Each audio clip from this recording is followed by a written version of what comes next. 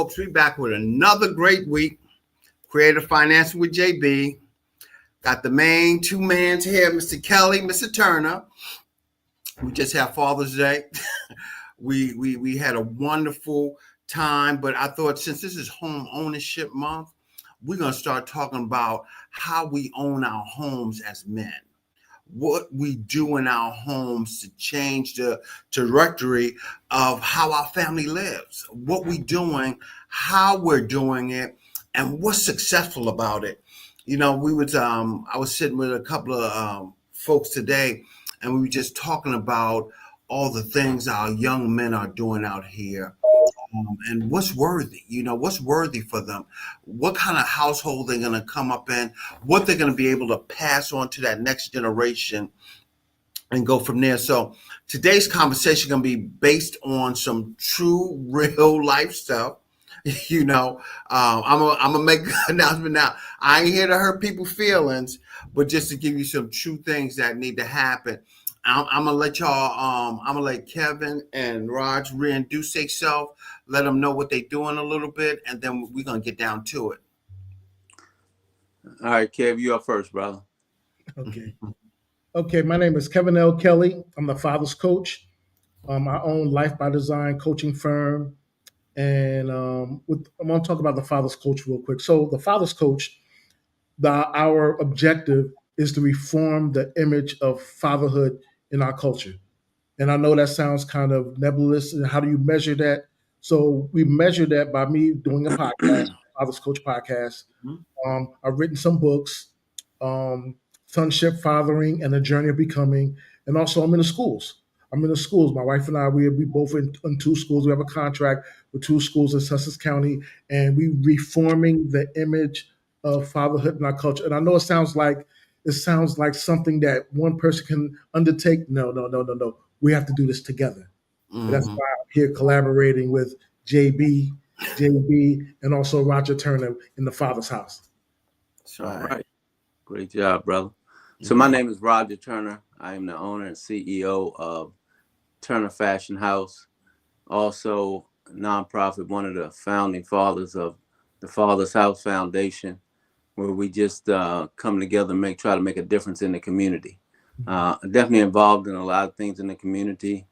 I believe that's what it takes in order for us to become stronger as a people. We got to reach back. I just heard somebody talk about this young lady saying, I can have millions, but what does that mean if I'm not doing the world any good? How much money can I actually spend, right, on myself after I've gotten everything that I need? What else could I actually spend money on? And, so I feel like we as a whole, especially men, we can really make an impact in the community if we desire. That's so perfectly said, perfectly understood. I thought about this for a while when we was coming up with this Father's Day weekend and some of the things that motivate us as men. What's our motivation every day? Why do we get up? What's our purpose? How do we come to where we are today? How does Kev want to be the father's coach, and Raj want to have this father's mentorship program as well? What brought us there? Because we probably seen something different today than we seen growing up. That man grabbing us and like, yo, get right, get yourself together, pull your pants up, or pull your bootstraps together, as they used to say, and keep going. But some of the things that I'm going to talk about today, and it's just real live about something that I had to go do. And I heard the pastor kept saying about people said they had their own therapist. They used to go to therapy. And I'm a man. I don't need no therapy.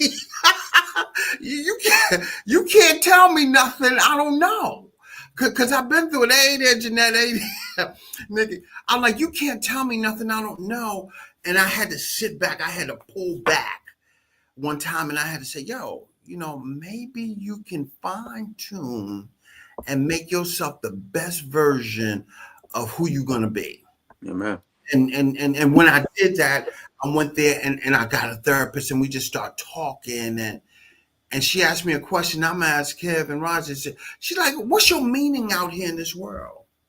Kevin, if I said to you, "What's your meaning out here in this world?"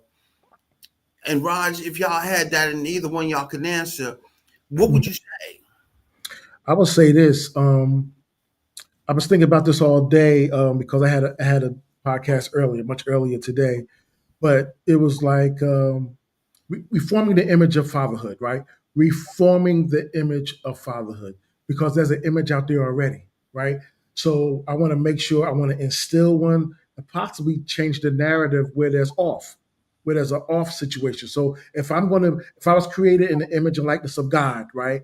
And so now I want my image on earth to be good, right? So you talk about either buying a house, being a good be a good person, being a good husband, being a good father, me being the image of a good father, being someone that's respectable in the community, being someone that can help, being just those kind of things, reforming and also collaborating together like with you two brothers to do the same thing and mentor because there's a lot of brothers out there, young brothers out there who don't have any fathers. So then we are the fatherhood image for them, and we got to go to where they are, right, Roger? We have to Absolutely. go to where they You have to are. meet them where they are. Yes. I often, this is definitely a thought and a pattern of mine. That you don't have to do a doggone thing but walk upright before the Lord. That's And it. somebody's gonna walk behind you. You may not even see who they are, know who they are, but they're gonna walk behind you because they like the steps that you're taking. And we don't realize as men that people are looking. I used to, man, this is crazy. It's not about bragging. It's just about what really happened in my life. It's one of the things that I often remind myself of and I talk about is when I was younger, I still dress, right? I love to dress. I love clothing. You sure And do. I had two older. Thank you, brother. Thank you. You know what I mean? I try to put it on as much as I can, right? So as a young person, I had a different style. And much like today, I would change my glasses, change my hat, those type of things, right? I had two older gentlemen that came to me. And I'm telling you, they had me at least about anywhere from 5 to 10 years. And the first brother was telling me about how his girlfriend saw me in the car that he bought just like mine and thought I was him. Wow. Second part of that is he also got stopped for the police and he said he almost gave him my name. Whoa. He had bought the same car. They was wearing glasses like mine, right? I had no clue that these guys were, copying my style, right? And so I said to both of them, I said, and this has been my thing forever, is that God made you an individual. Don't mock anybody else. I understand it's a form of what do they call it? A form of flattery. Yeah. Don't flatter me. Especially, Right. especially when you're doing something that's negative. But it showed me that I was even walking up right then to a degree, right? That men wanted to follow me. You know what I mean? And so I'm often reminding myself of those type of things because we have to be careful how we're walking in the street because you never know who you're going to meet. Ain't that the key? Yes, sir. Can I share something, Johnny? Yeah, absolutely. It's something that was on my heart earlier, and I just grabbed this. What it says is, despite significant challenges, Black fathers who live with their children are highly engaged. That's what they're saying, right? If you live with your father, you're highly engaged, often more than fathers from other racial groups. That means we rank high. We rank high with engagement with our children, right? However, structural factors like systemic inequalities, higher incarceration rates, and higher out of wedlock birth rates contributes to a rate of father absence, right? So these realities highlight the critical importance of reframing the narrative, which is what we're doing tonight, and supporting initiatives like the Father's House, right? And the Father's Coach and all this that foster Black father presence, involvement, and empowering. And just like Roger was saying, the guy wanted to be him. The guy would want to drive a car, dress, His glasses, that mean the whole image of manhood and manhood he got from Roger. And so even what we were talking earlier about establishing ourselves, when they see us from afar, they're like, wow, Mr. Kelly, Mr. Turner, Mr. Baseman, these guys got houses, they got cars, they keep their cars clean, they're always fresh. And Mr. Baseman with his linen suits and outfits and stuff, and Roger with his nice outfits and stuff, they don't call them outfits, they call them fits. They look at us. We mentor by default from afar a lot of people. And I think that's excellent. I think that's us going back. I think that's us going back to, I want to say, for lack of a better word, the old time way. Yeah. We used to see guys dressed up going to the barbershop. We used to see guys with shoes on, hard bottom shoes. Yeah. Bottom shoes, a nice collar shirt, and a jacket on, just going shopping. Just going to get ice cream on 125th. Just something like that. These guys dress. I think if we bring that image back, we would bring the image and we would change the narrative. It's just a thought that I've been thinking about and toiling around, and me just us being north of 50, all of us north of 50. Come on now. Yeah. North of 50, but we think about those things, positive images, and we ain't outside playing basketball. Right. We don't have a record we don't have a record deal. Yeah. We're just a regular guy down the street who own a house. Yeah, and that's so important, because some folks say because I'm in the house, I'm the man of the house, and I tell them just because you in the house, you have to walk as the man of the house. Just because you in there don't make you that man. How about that? You have that structure. You have to have that discipline. You have to have that uprightness. You have to have that keen outlook. Hey, Kurt. And he said the key behind all of that, no one is looking over their shoulder, worrying about the block. That's what this is about. And I want to encourage every man out there, if you're thinking about who you are, find your therapist. Find you somebody you can talk to so you can get your definition, and define your ability of what you're doing out here. I was at a service one time, and pastor preached one thing.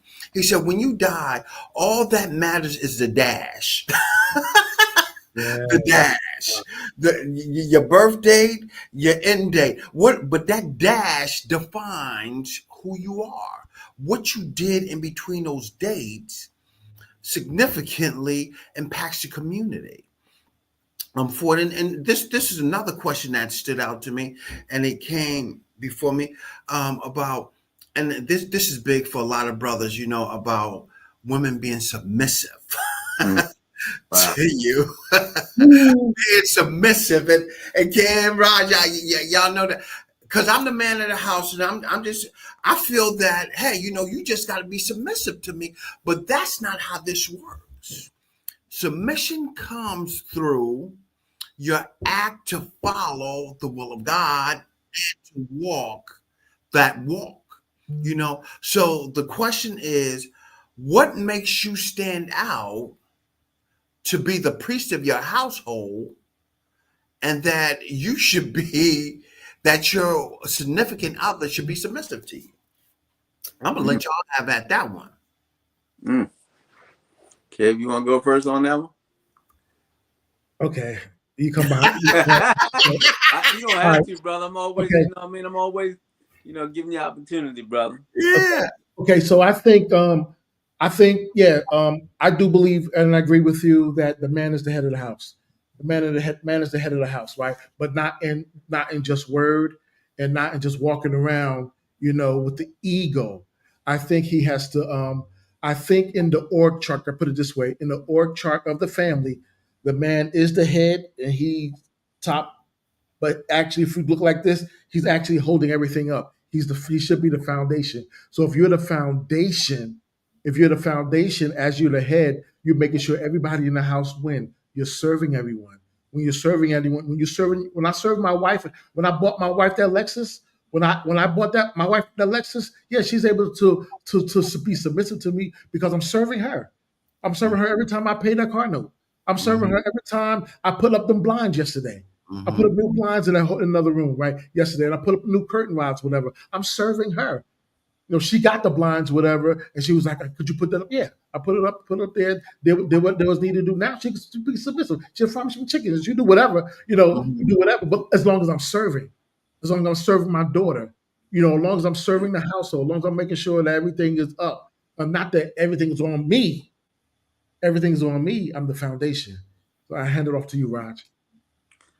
All right. So for me, it's always been not how much we both do.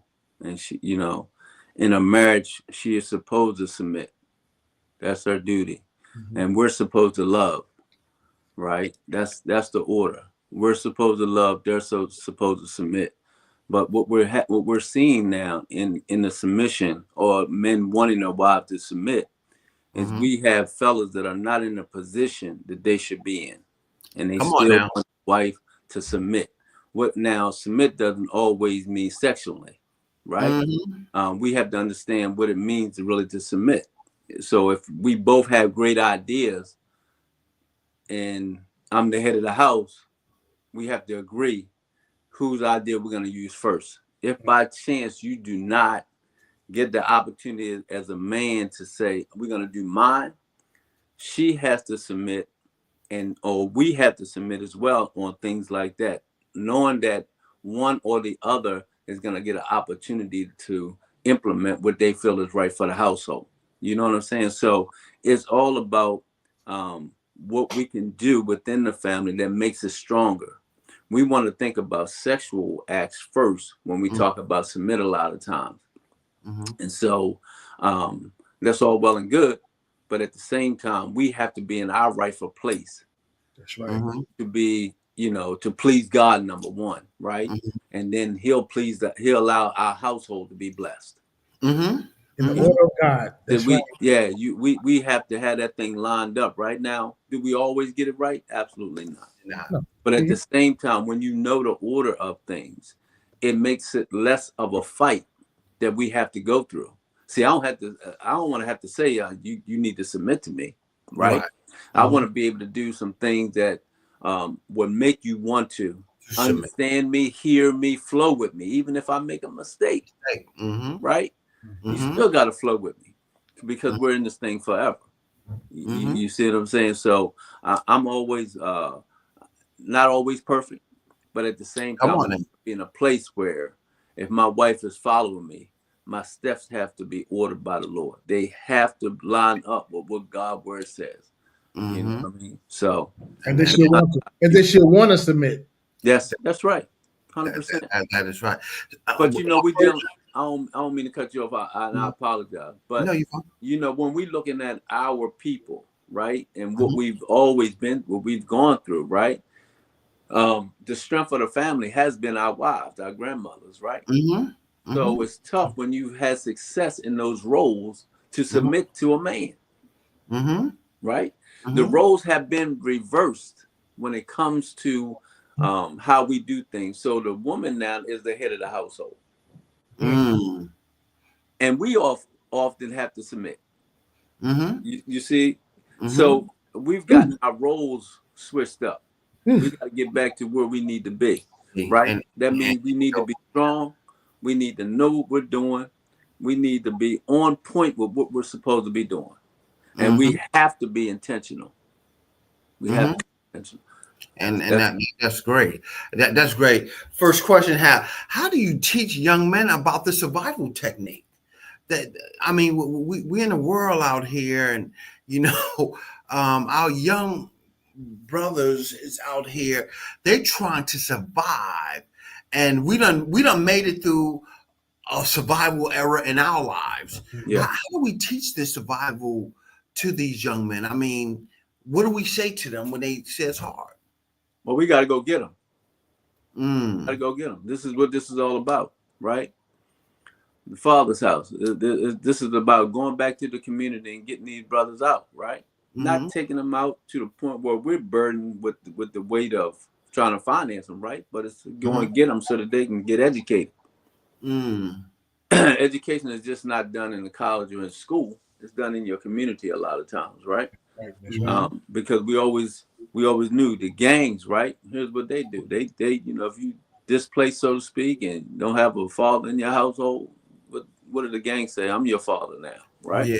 Mm-hmm. So we have to understand that we got to, lift them up from even that aspect, and then be able to pull all of them in. And it's not about feeding them food. It's about feeding them the word.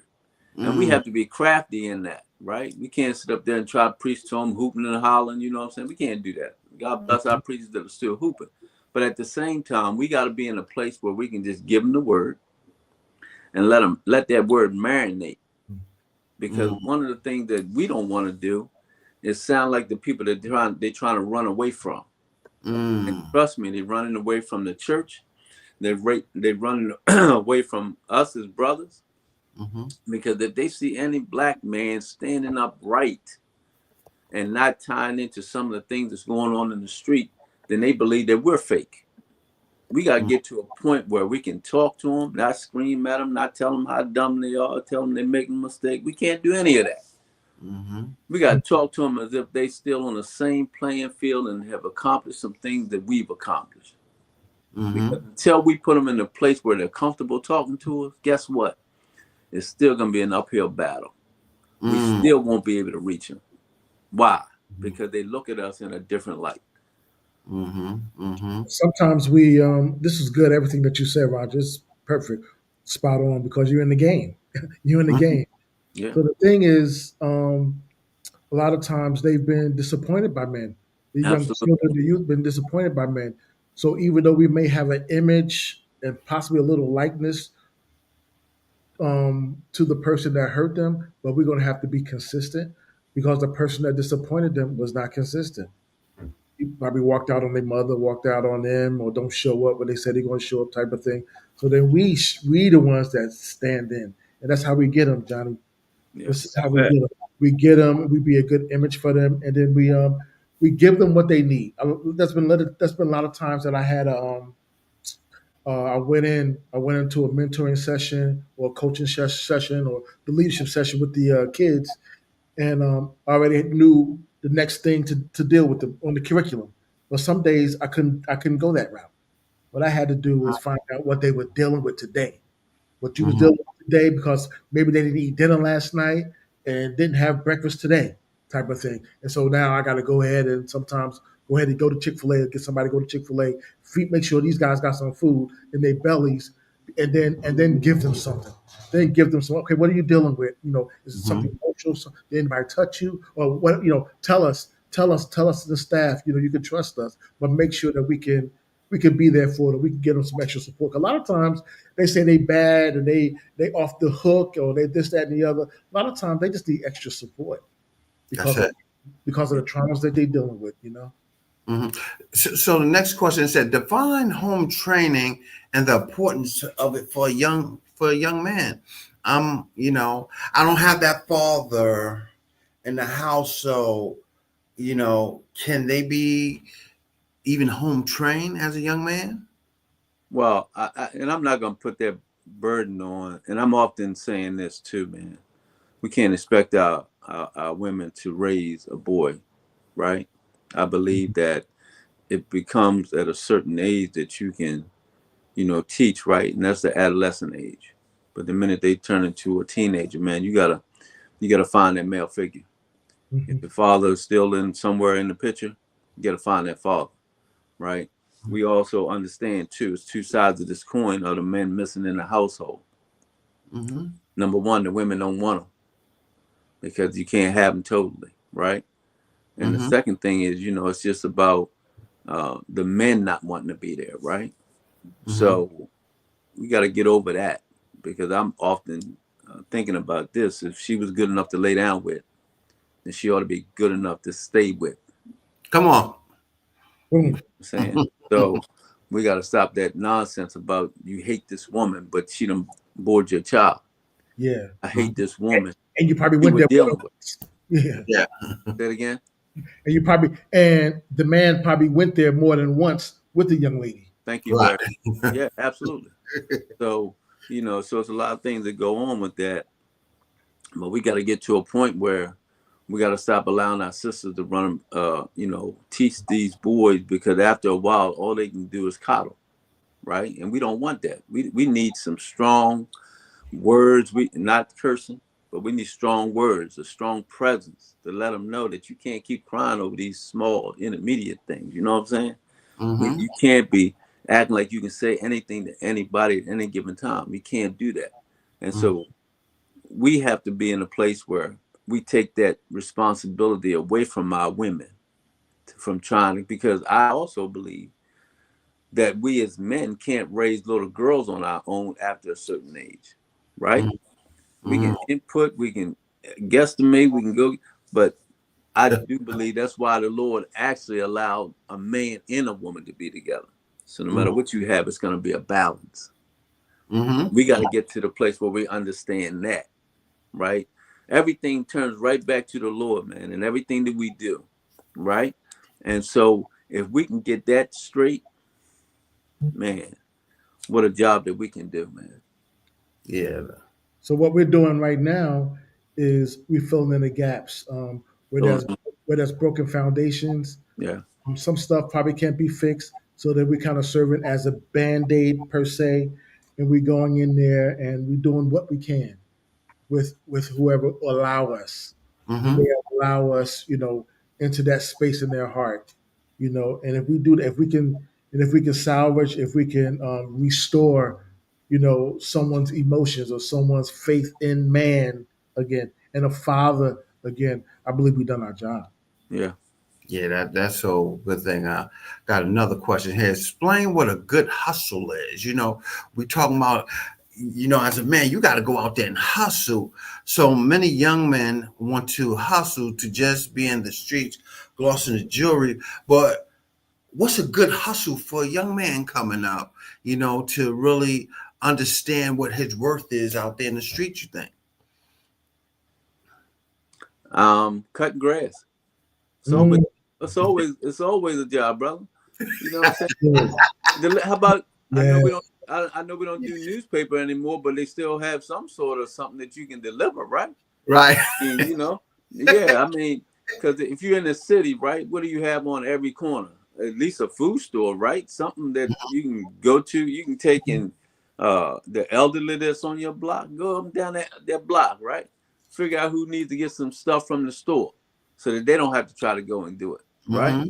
Man, listen, we always gravitate to the negative thing. We don't want to gravitate to something that's going to have to build wealth. They want it right away. I think that's the issue, right? We have some. I mean, I started out, to be honest, man. I cut grass, man. I had lots at 13 and 14. I was asking my parents to take me into another township so I can do some other folks' grass. Mm-hmm. But I was that definitely the entrepreneur at 13 and 14 years old. Wow. And the thing about it was, I didn't know anything different because my siblings were doing it. Older brothers, right? All of them had a hustle. And the crazy thing about it, after I did lawn, or simultaneously as I was doing lawn, I worked in a men's clothing store. so I had it going on, man. It was like, hey, listen, if you ever seen my bicycle that I traveled on, because I didn't have license, reflectors and mirrors, man. Yeah, man. So you couldn't tell me nothing. But hey, man, I kept a hustle, man. I kept a hustle, man. Never was without one, man. Always looking for something different, following my brother's footsteps, man. Several of them, man. And, but I think that, for the most part, our young men don't want to look at slow money. Oh, you can't make no money doing that. Nah, you can make some money. It ain't gonna be overnight, but you can make some money. So just being open-minded, I guess, the key is, open-minded to try new things. Yeah. Wow. I told my youth, because this topic comes up a lot, and especially when the weather start to break, I've always shared with the young kids to do something, and they said, I don't have no money. Half of them may have allowances, and the other half may not get allowances. I said, it's okay, that's cool. I said, but do something special. Take out the garbage more without being asked. Yeah. Do something like that. Wash the dishes without being asked. and just doing that kind of thing. And then, ask if you're not getting allowance, and if I do this more, could you give me $5 a week and stuff like that. Sure. And then I say, well, if you want to get a little ambitious, you start washing cars. Wash everybody's car in the house. Yeah. Wash your neighbor's house. Once your neighbor see you washing your people's car in the house, in your house, Yeah. and you do a pretty decent job, they're gonna be like, you know what? Let me let little Khalil do mines. Yeah. I give him $7. I give him $7. Just wash cars. Yeah. Wash cars. And you can do that all year round until it's snow and ice outside. But other than that, you can always, that's the hustle. That's a hustle. Washing cars. Yep. And then I also told these guys, if you really want to feel ambitious, I said, I'll help you with that. I'll be the first financier for this. Yeah. I said, I'll start you off with, $6. So I give you $6, you go to the dollar store, you get you a case of water. Go to that Dollar General, whatever those dollar stores, you get or go to any store, just get a case, and you go and you sell each one for $1. Yeah. That's it. I said, and when I invest like that, I want my money back. I said, after all those bottles, they give my $5 or $6 back, type of thing. And that will be your hustle. Yep. Make sure it's a nice day, it's a parade or some kind of festival, African American festival. We got Juneteenth coming in a couple of days. There was something like that. You'll make some money. And I'll be the first to invest. Here, I'll give you $5 for that. You get a case of water? Here. Yeah. That's it. And I seen that today. I was out there and I seen them brothers. I already had my bottle of water, but I told them to come on over to the car and take this $3. Take this $3 for the water. Now keep the water. That's something for you, because guess what? You could be doing anything out here. You could be, but for you to even offer a bottle of water and to have a cooler with some ice on it, and it's cold, yeah, and it's kind of warm, you kind of have the motivation to go to the next level for the stuff. Or when you see, sometime I seen it downtown, they collecting for football season and they doing jerseys and stuff. And I don't want that Gatorade right now, but I'm gonna give you $3, because you out here, you doing something constructive in the community, and guess what? You could be knocking somebody over the head, right, for a couple of dollars, but you decided not to. So guess what? I want to empower you to keep doing that. How do we empower these young men to keep doing that? They have to be able to be rewarded a little bit when they out there for a long time and get no sales. You just got to say, hey man, don't give up. Hit that $5, like Kev was saying. Hit that $5. Don't give up. Stay faithful to it, and you keep going from them. This next question said, when a guy has been kicked to the ground, can't see his way through, what would your conversation be to him regarding hope and healing? What do you tell him? We got that young fella out there, as back in the day they said that girl dissed me, or she played me, and he kicked to the ground, where he feel his manhood has been changed. I mean, downgraded. I mean, what do we say to these brothers, out here? Besides, come on, man, let's talk about it. My thing is, you got to get 100 no's before you get that one yes. I was gonna say, brother. I was gonna say 10. I was gonna say 10. You got to be in a place where you can take rejection, man. Mm-hmm. Because through rejections, you can persevere, right? You can't give up, right? Because somebody told you no. You can't give up because somebody told you it wasn't a good idea. You can't, right? I mean, you'd be surprised at what I heard from some of the family members when they understood that I was learning how or knew how to sew, right?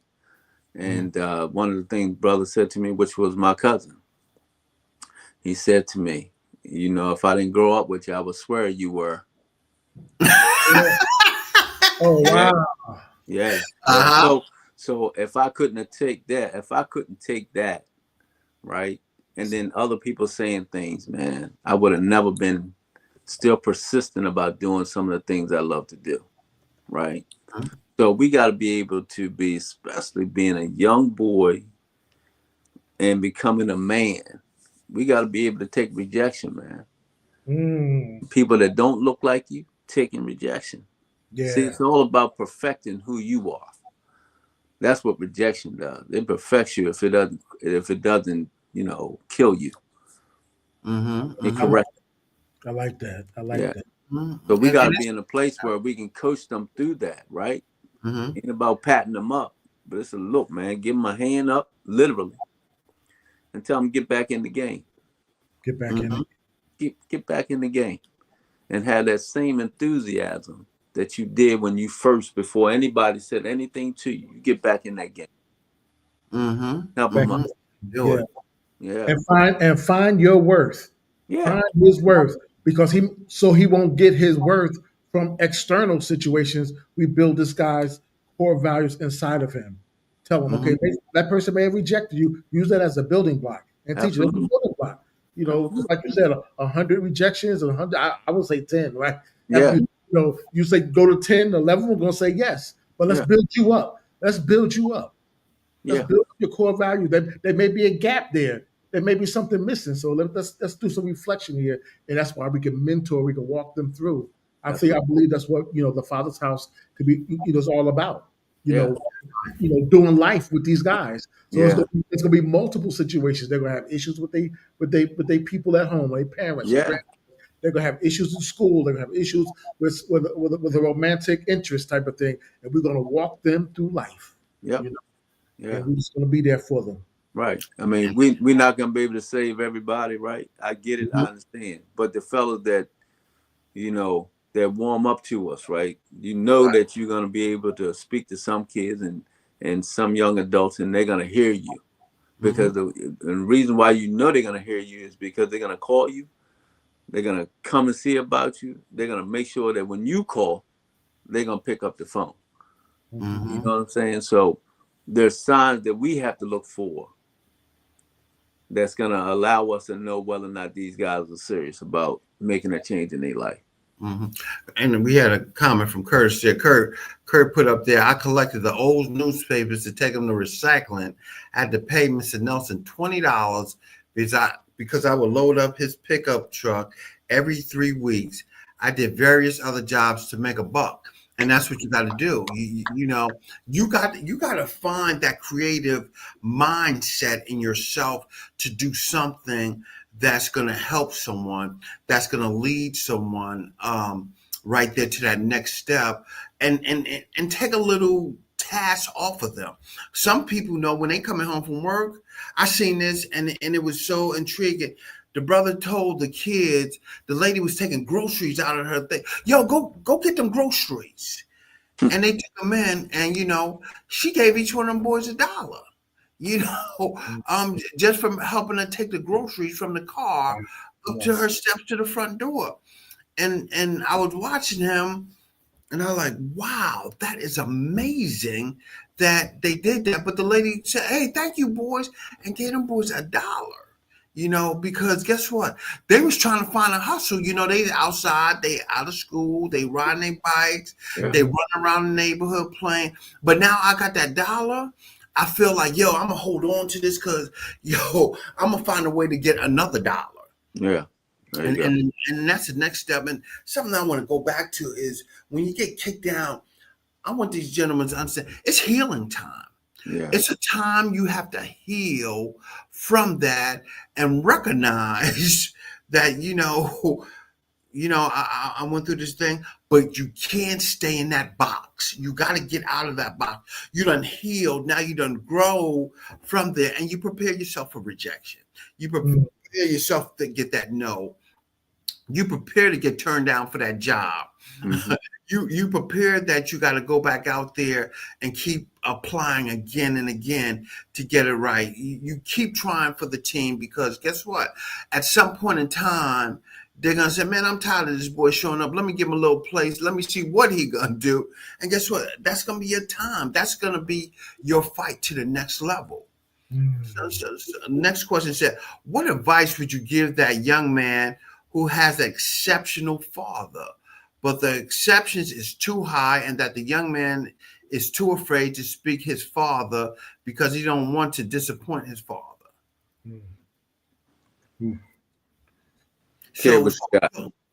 so we talking about a man here. we got Kevin and Roger here. They see that it's exceptional father. People outside see it, but they like, yo, he's just a regular dude to me, Ford and stuff.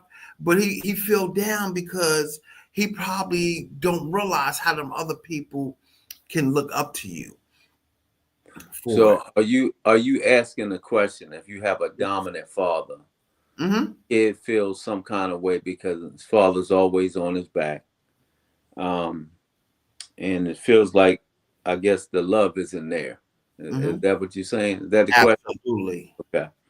Okay. So can I say one or two words? Deion Sanders. Okay. All right. I mean, that's good.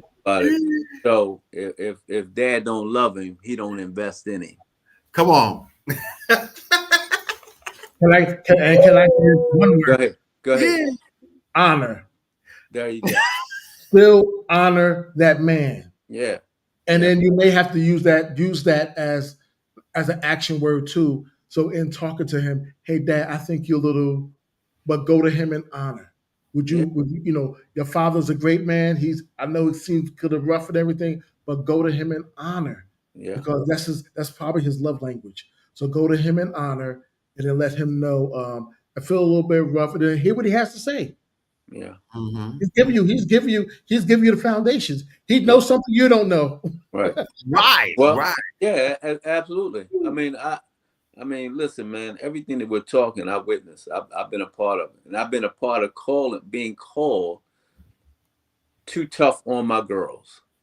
I don't have, too tough running, raising them. I raised them like a boy, my wife would tell me.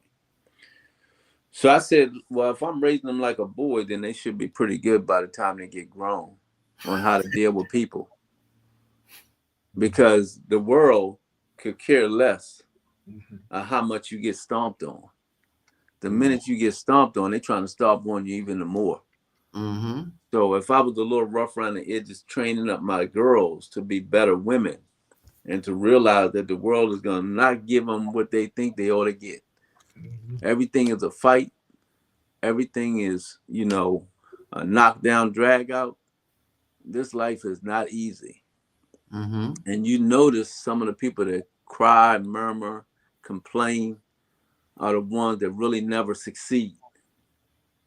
So we got to be careful that in dad's sense, when child feels like it's too hard on him, of course it's too hard on him. You know what I'm saying? And they say, how do you bring forth a diamond? Pressure. Pressure. So it's much. Tough. It's tough, right? Once you get to a certain age, that pressure is going to be released because he's done built you into something so fine, so refined, so great that everybody's going to want it. That's how I look at this thing. It's not that he's too hard. If he didn't show that kind of love, then his son would be, dang, does he love me? He don't say it, don't have to show it. So what are we doing here? You know what I'm saying? Are we going to build men to be in a position where they can take care of the women? Because that's our role and responsibility. Right. And you had me thinking about this story that I had. I was about 14 years old in high school, and something went down in the school, right?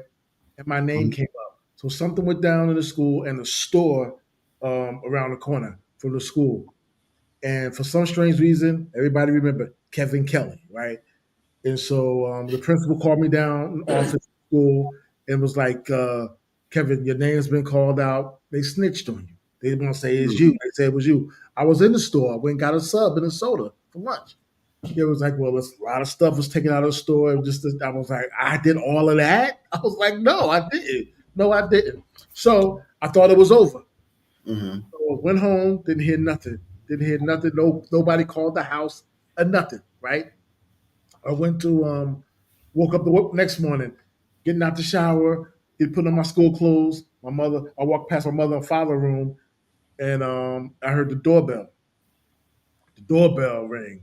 So I heard, put my clothes on. My father said, go get the door. Went down the door. It was two cops on the porch. I'm like, oh my God.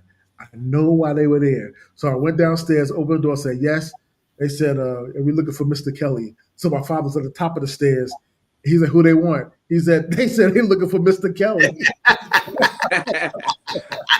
That's what they wanted. They wanted my father, right? They wanted my father because I was a young guy. They was like, "Well, your son did this, that, the other." So my father was like, "We'll talk. Did you do what they said you did?" I said, "No, I didn't do it." And so they said, "Well, it's a court date. All this kind of stuff happened." So next day, I go to school. I'm telling my friends, "Listen, this right here is happening. The cops came to my house this morning. Oh my God. I don't know why they got my name involved in it. I shouldn't have went to that store, right?" So the next day, nothing happened. The next day, I'm getting ready for school. Get ready for school. My father was like, "I don't know why you getting dressed for school today, brother." I was like, "Huh?"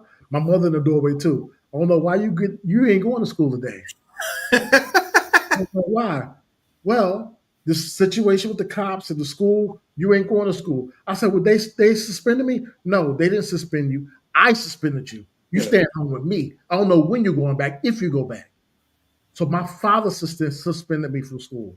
And I stayed and I worked with him on the truck. He had his own trucking business. I stayed with him. I stayed Mm, with him for like 3 to 4 days. I was mm, working with him. I put on my work clothes and worked with him on the truck, going to Long Island, going wherever his stops were, did all this kind of stuff, right? And he was talking to me the whole time. "I never did no stuff like this. Where you get this mess from?" Da, da, da, da. He was mm. following me. That tough love, Roger. He was giving me that tough love. Yeah. Yeah.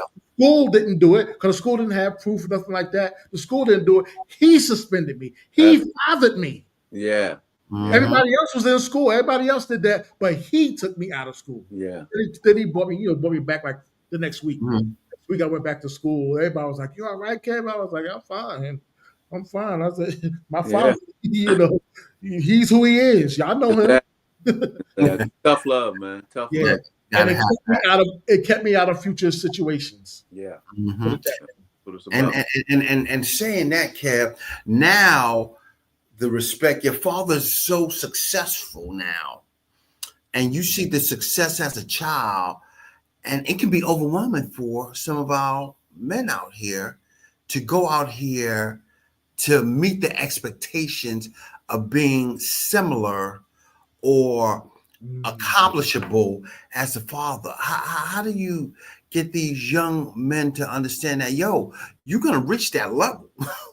The thing is, you can't look at that level right now because you're not there. Right. You know, you right here, so what words of wisdom do we provide to them young men that might come and say, yo, my dad, he done did some great things. I don't know if I'm gonna be as good as him. But you know what? I put it this way, and that's an excellent question because that's been many times, and even as an adult, my father just turned 80 last week, Oh, so we wow. went up there and celebrated it, right? Yeah. But the thing was, I would always say, if I could be half the man he is, Mm, that's what I said. That was personal. If I could be half the man he is, respected in community, respected in his business, respected in the church, all that kind of stuff. They respected this man. My mother respected him. My sisters love him. They were like daddy's girls type of thing. And I'm like, if I could be half this man of he was, then I'm okay. And then it came to me that because I was made in the image and likeness of my father, mhm. I am him, Yeah. just not that there yet. Yeah. I mean, you are that brother, but it's always not exactly like why, because he has his own identity and so do you. You know Mhm. what I'm saying? So what you're talking about is the accomplishments, Mm-hmm. the steadfastness, all those things that make up who you are in your character. Look at it from that standpoint, not the service he rendered, because you're still rendering. You're Yeah, rendering different services, right? yeah. Although you both preachers, we have Uh, to look at our individual tasks. So I know not only do I look like my father, but I embodied a lot of things that he had, mm, a lot of things that he actually had done, right? Coming up. Didn't even know it. Family members say you have his mannerism. You look like him. Look at you. My father was a shoemaker, wow. Mm. right? Yeah, from scratch. You know what I'm saying? Making shoes. Orthopedic didn't matter. And so Mhm. what do? I go into clothing. And the only reason I didn't go into shoe repair or shoe making is because he felt like it was degrading work. And I never planned, I never thought about it as a young person that I'm following in my father's footsteps. Until my siblings would say something, right? All I'm doing is living life, right? And so the same thing like you, live your life, care, and people are gonna see all the Right. good that you do. You know what I'm saying? So that's what I would say to any Yeah, individual. exactly. If you have any type of role model or person that is in your family, that's whether it's your father or their father figure, if they have a strong presence in your life, man, do all you can to get all the nuggets that you Mm, possibly can that's in good. order to be a man that God has called us to be. That's it. That's it. That's it right there. And one of our final questions is, what's your thoughts on the young black man joining the military to get out the streets? They trying to get away. They know, hey, I grew up in a rough area. It's either I'm 18, is the streets gonna get me, or I just need to go away and get a new start. Man. Well, Kev, I'm gonna let you have this one, brother, because I have a totally different view on this. Okay. And I so understand. I don't. It's okay. It's okay. It's okay because a diamond has many facets. So That's there's it. different perspectives. And so I joined the military. I Yeah, Yeah. joined the military at I 18. did too. I joined the military, and at that time, the reason why I joined the military was not because I wanted to get away from the streets. Maybe that could have been one, but it wasn't my. Maybe God said, He would like the streets a little bit. I don't know what the situation was, but I know I didn't want to go to college. I would have wasted my parents' money even trying to do all that kind of stuff. I was like, nah, I ain't not disciplined for that. So it gave me a little more priority. So when I went in the military, I was able to see the world. I was able to get education. I was able to get a trade because I did so well in my ASVAB score. So I was able to choose my career in avionics. And so that's what the Air Force did for me. And that was in the 80s. You know what I'm saying? So I don't know about military now. I don't know about all that. But I know it was there for me. And it provided something. And what I'm doing, the skills that I have now, some of the skills, I have a lot of skills. Some of the skills that I have now and how I made a living for myself in cybersecurity, the base was technology in the Air Force. So it Mhm. worked along with the prayers of the righteous because they enveloped much of my past. I was a knucklehead, I but hear you. God protected me. God Hear protected me. you. Well, I mean, well, I'll give you just a Give me your small. thought, Raj. Give it to me from the foot Good, up. good, Well, good. I think I was always a militant type person or somewhere on that line when I was younger, right? I understood that we weren't uh, the same people, or how should I put this? We were the people that came from afar off, Hmm. Africa, right? I believe that we all derived from that. And so for me to actually volunteer to go in a military of any branch to fight in wars that didn't fight for me, I Mm, had issues as Mm. a young person, right? How could I feel comfortable enough to sign up for, right, and go fight a war that people didn't love me and like me? I had a problem with mm. I hear it. you. So, you know That's a what good I mean? point. So I often fought with that because like it was 9 of us in terms of fellas that I grew up with that we were, close knit. And out of the 9, 7 of them went in, 8 of them went in. Mm. Sure. And they kept asking me, "Are you gonna sign up? You gonna enlist? What you gonna do, man? What you gonna do?" I said, "Man, there's no way in the world." I had the You was a same conscious mentality. brother. You're a I had, conscious brother. huh? Conscious.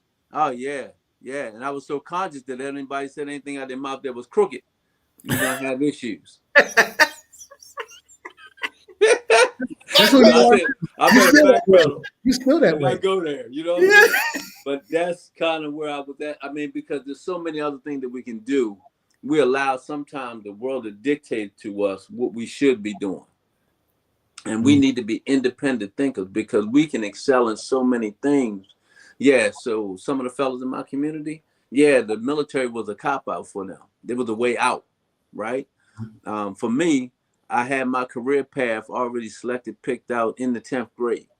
So I already knew which direction I wanted to go, and I knew I didn't want to do that.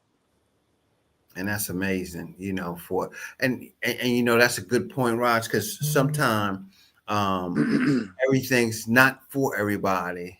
That's true. For it and go from there. So it is totally um it is totally honorable that you had that mindset and that you chose it according to that for it. And sometimes everything ain't for everybody, I tell people. Absolutely. And if it ain't for you, it don't mean that it's a bad thing. For it, it's just a different walk of life that we can take from that and go from there. So that's something good. I just want to give a shout out to y'all brothers, man. We thank y'all for all y'all doing out here. I want to just make sure y'all check out the Father's Coach. Check out the website www.lifebydesigncf.com. Check out, get some information, get some understanding. Just be able to understand that we all learn from one another. Yes. Everybody's different. Everybody's going to be successful.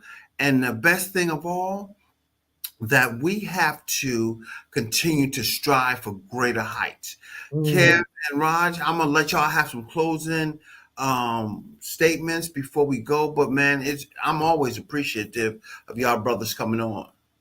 Kev, go ahead. Okay. Well, there's an objective that the Father's Coach have, and what I have, I believe that's an assignment from God.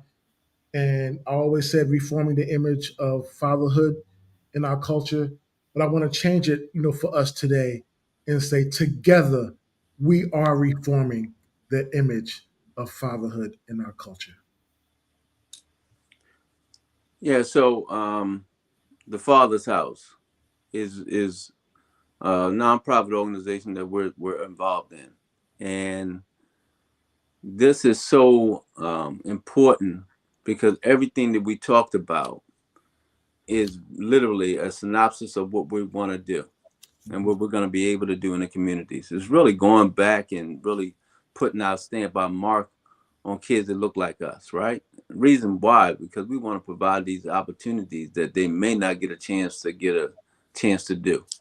And so with this idea and with this initiative, we can be better men to the young people, right? This is what it's all about. Each one teach one, right? It's just an old school saying, but it's so true, so powerful that if we can't, because of the lack of what they don't have, we can, because we have a multitude of things that we can imply and give these young men. I'm already in the place where we're actually, where I'm actually mentoring, have been mentoring for a long period of time. And the greatest thing about mentoring is seeing some of these kids' face after they've grown to a certain level and been able to come back and say, you did this for me, you said this, you did that. And, for the most part, I don't remember half the things that I've done, right? And it's all because I'm not glued to somebody pat me on the back.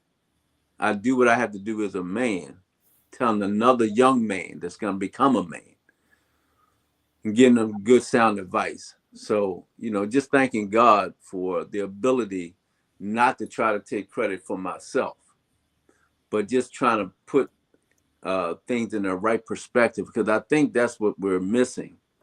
Things that are not lining up with who we are as a people. Once we get to the point where we know who we are, God has told us who we are, then we got to be that and nothing else. Good. That's good stuff right there. Folks, man, we had another great show. This is not going to be the last time you hear from us, but for all those men out there, y'all trying to figure the things out. Sit yourself down, get yourself informed. Find some brothers that you can bounce ideas off, and that's going to give you an honest opinion. Mm-hmm. Regardless if they're your boys, if they're your ride or dies, let them give you the honest opinion of where you at in your walk of life, and have that conversation, because you're building a foundation, you're building a legacy that needs to be passed on from generation to generation. My question to every man out there is, are you ready for the challenge? Folks, this is JB with Creative Financing, man. Love you guys all. We'll see you next week. But always remember, stay stable and resources are before you. Y'all have a great